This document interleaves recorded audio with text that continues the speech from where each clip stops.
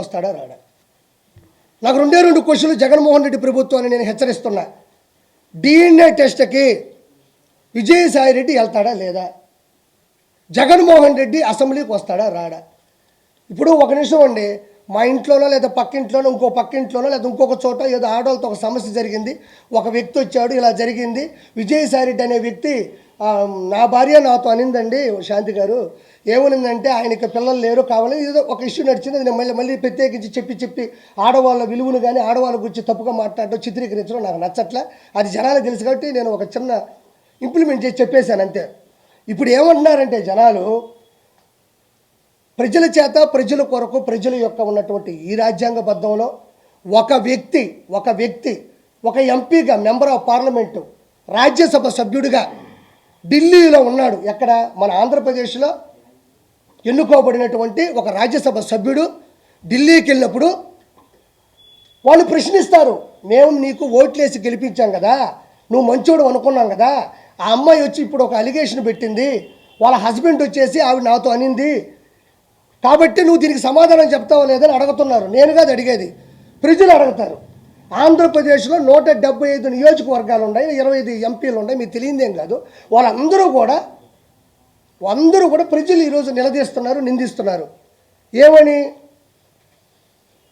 విజయ్ ఏమంటాడంటే దానికి చిన్న మాట చెప్తాడు. ఏం మాట చెప్తాడంటే, ఆ అమ్మాయే చెప్పింది, ఆయన వయసు ఎంత, నా వయసు ఎంత, నీ వయసు ఎంత, నా వయసు ఎంత అనేది డిఎన్ఏ టెస్టా?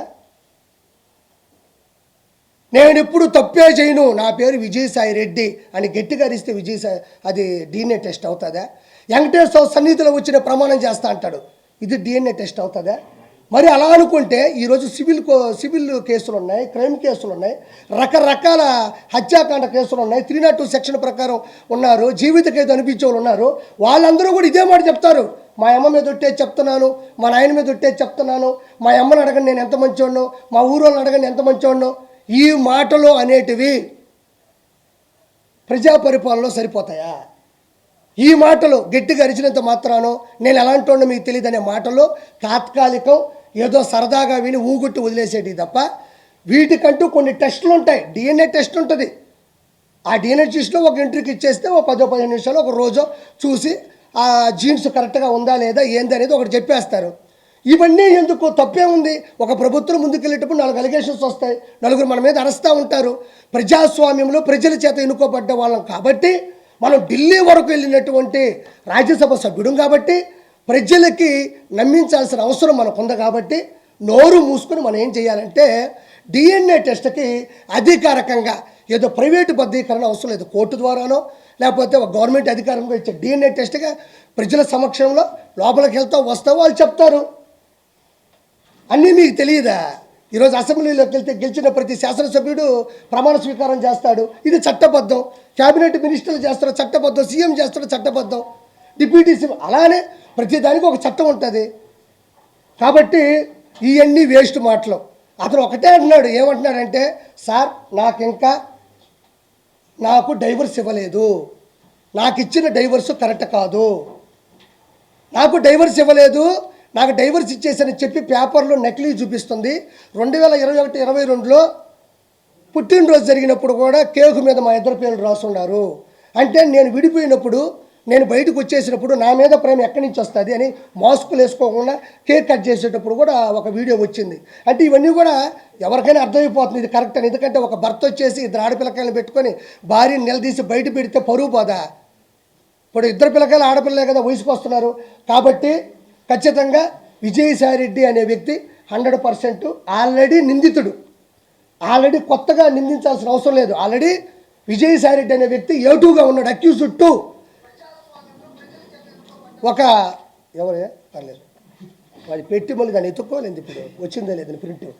ఓకే డన్, సరదాగా. ఇప్పుడు నేను ఒకటి అంటున్నా, ఆల్రెడీ A2 ఇతను ఆల్రెడీ పోయి చెప్పకూడదు తిన్నాడు, సెంట్రల్ జైల్లో చెప్పకూడదు తినేసి వచ్చినాడు. అలాంటి వ్యక్తి ఇది చేసుంటాడని ఎవరైనా నమ్ముతారు. కాబట్టి డిఎన్ఏ టెస్ట్కి ఖచ్చితంగా అటెండ్ అవ్వాలి. డిఎన్ఏ టెస్ట్కి విజయసాయి రెడ్డి గారు ఇప్పుడు కూడా పెట్టాడు ఒకటి, నాకు ఏ మహిళతోనూ అక్రమ సంబంధాలు లేవు ఇప్పుడు పెట్టాడు. ఒకసారి చూసుకోండి, ఇందాక ట్వీట్ చేసినట్టున్నాడు మన ప్రభు, చూసుకోండి. తనకు ఏ పరాయి మహిళతోనూ అక్రమ సంబంధాలు లేవని విజయసాయిరెడ్డి తెలిపారు. వెంకటేశ్వర సన్నిధిలో వెంకటేశ్వర నాశనం చేసిందే వీళ్ళు. వెంకటేశ్వర కొండని నాశనం చేసిందే ఈ వైఎస్ఆర్సీపీ ప్రభుత్వం. మళ్ళీ వెంకటేశ్వర సన్నిధికి వెళ్తాడంట. వెంకటేశ్వరని భయపెట్టిందే వీళ్ళు, వెంకటేశ్వర కొండని కూల్చిందే వీళ్ళు. వీళ్ళు మళ్ళీ వెంకటేశ్వర సన్నిధికి వెళ్తారంట. ఎందుకంటే ఎగిస్తంతే 11 వచ్చినాయి.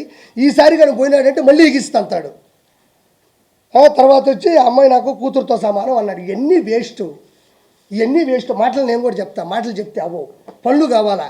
ఎవరో ఒక ఇంట్లో జరుగుంటే వాళ్ళు పడతారు, కోర్టుకు వెళ్తారు, ప్రపంచం తెలిసేది కాదు. ఈయన రాజ్యాంగబద్ధంగా ఇప్పుడు చేయాలా. ఇంకోటి, విజయసాయిరెడ్డి ఇంత పెద్ద పొరపాటు చేసి ఇంత పెద్ద అలిగేషన్ జరుగుతుంటే, వైఎస్ఆర్సీపీకి ఇంత పెద్ద డ్యామేజ్ జరుగుతుంటే జగన్మోహన్ రెడ్డి ఆడున్నాడు. జగన్మోహన్ రెడ్డి దీని గురించి ఎందుకు మాట్లాడడం లేదు? ప్రెస్ గురించి అంత రేపో గీయని మాట్లాడుతూ ఉంటే, ఏమండి అది పెద్ద తప్పు అండి, మీరు తప్పు చేశారు, ప్రెస్ వాళ్ళకి క్షమాపణ చెప్పాలని కూడా ఏ మాట అతను అనలేదు. అంటే ఆ ఉన్మాది ఇంకా మారలేదు. ఇంకోటి కూడా నేను చాలా గట్టిగా చెప్తున్నా, విజయసాయిరెడ్డి ఖచ్చితంగా ప్రెస్కి కంపల్సరీ క్షమాపణ చెప్పి తీరాల. దీని మీద ప్రెస్ వాళ్ళు కానీ మీ యూనిటీ కూడా చాలా గట్టిగా ఉంటుంది. పిఆర్ వాళ్ళ సమక్షంలో కానీ మీరు చేసే పద్ధతి కానీ మీరు నిలదీస్తారు. అదే మీకే సమస్య వచ్చినప్పుడు మీరు చెబుతూ కొట్టినంత సమాధానం ఇవ్వకపోతే ఇది ప్రతి ఒక్కరికి ప్రెస్ అనేది చులకనయ్యే అవకాశం 100% ఉంది. నేను దయచేసి ప్రెస్ సమక్షంలో ప్రెస్ ముందు మాట్లాడుతున్నా. దయచేసి విజయసాయిరెడ్డి అనే ఒక ఏటు, ఒక దొంగ, ఒక అవినీతిపరుడు, ఒక అక్రమార్కుడు ఆంధ్ర రాష్ట్రాన్ని సమూలంగా నాశనం చేయడంలో కంకణం కట్టుకున్న విజయసాయిరెడ్డి, లక్షల కోట్లు అడ్డగోలుగా సంపాదించిన విజయసాయిరెడ్డి ప్రెస్కి 100% ఇక్కడ ఒక పార్టీ ప్రెస్ కాదు, ఓవరాల్గా చూస్తే ప్రెస్ ఇది. మీ మనోభావాలు చాలా వరకు దెబ్బతిన్నాయి కూడా. దయచేసి అతని దగ్గర క్షమాపణ చెప్పించేంత వరకు మీరు గట్టిగా ఉండాలని మనస్ఫూర్తిగా నేను మీ తరపున కోరుకుంటున్నాను.